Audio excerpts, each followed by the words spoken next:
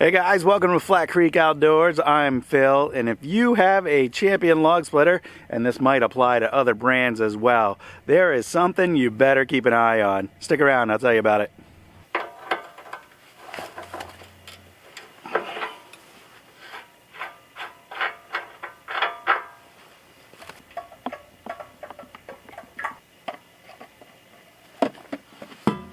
Well, it took more than I thought it was going to take. I don't know if we'll be able to see down in there.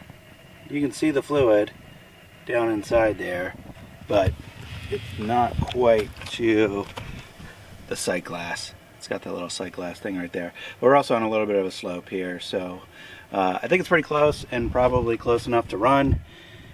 That was a 2.5 gallon jug though, so it lost quite a bit, more than I thought it.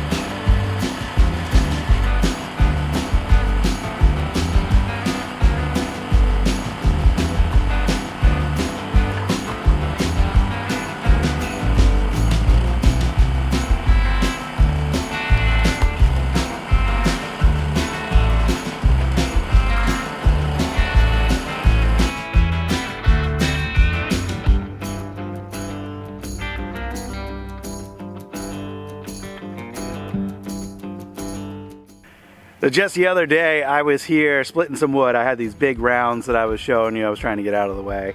And I kind of wrapped that video up by saying, you don't need to watch me split wood all afternoon. I'm gonna get back to work. I'm gonna keep on working on this for a little bit, but you don't need to watch me split wood all afternoon. And I put my camera stuff away, and it wasn't 10 minutes later, this happened, made quite a mess, and it ended my progress, and I wasn't able to split any more wood. So let me tell you about that. So if you look at this wood pile here, see that nice light colored freshly split wood there, and then it gets darker colored?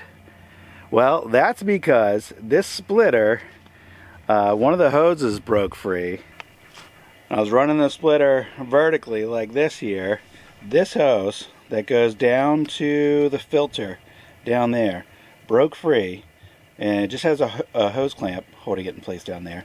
It broke free, and then under the pressure that it had, that hose flung up in the air and was doing something like this, and it was sprayed hydraulic oil all over the place. And it got on the equipment, it got on the engine, and it was smoking like crazy, and it got all over that firewood there, which I'm gonna have to see if, you know, the rain over the next couple months cleans that off, but that might just be fire pit wood for us. Maybe I can't sell that wood now, I don't know. But, you know, I think if this happened when the splitter was horizontal, that hose could have easily been, you know, coming right back towards me and in kind of the operator's position. And I don't know how hot that oil gets when it's running, but, you know, that could have potentially injured me. And if nothing else, could have just, you know, made one heck of a mess on me and my clothing. So definitely something you want to keep an eye on. So actually about a month ago, I took the splitter home to split some wood, and I pulled it into my garage, and on the concrete floor the next day, I noticed a small little oil spot, and it was right under that same connection. And I checked it and I tightened it up, and it seemed like that did the trick. That was only like a couple weeks ago. The splitter hasn't seen that much use since then, and you know, now it, you know, popped off. So I went, pushed it back on, just checked it now. It was quite loose, so I've tightened back down on it.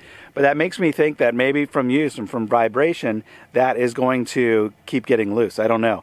I have seen some reviews online that have commented that these hoses pop off, and maybe that's why. Maybe the vibration causes them to come off.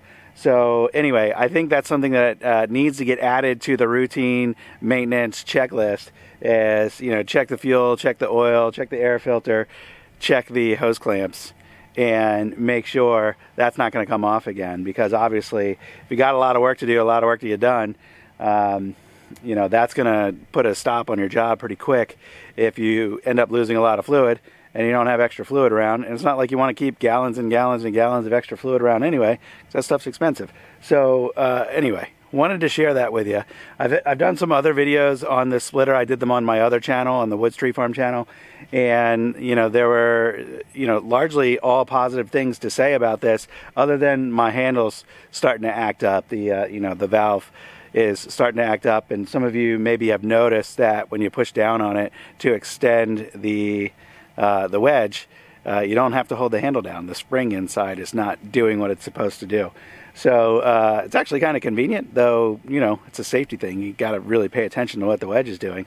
But anyway, that's what's happening. So that's kind of my only gripe. This splitter is now about 4 years old. I bought it secondhand. It has a manufacturer's date on it of 2017. So, you know, it's starting to get up there in age. I don't know how much it was used before I got it, though it looked like it was in really good shape. And I've run, I don't even know, maybe 5 to 7 cord of wood through it since I got it. So, you know, it's starting to get some use, and maybe it's time for that control valve and some of the hoses to get replaced. I don't know, but wanted to share that with you because it's something you should probably add to your maintenance list for safety reasons and just for productivity reasons, because you don't want that thing popping off all the time. Well, if you've enjoyed this video, make sure you hit that like button. I appreciate that. And if you don't already subscribe to Flat Creek Outdoors, we'd love to have you. Hit that subscribe button, and you can follow along as we build our firewood business and as we do other fun work on our property with tractors and chainsaws and trail work and other projects. So follow along. We'd love to have you. And that's going to do it for today, though. I'll see you on the next video. Bye-bye.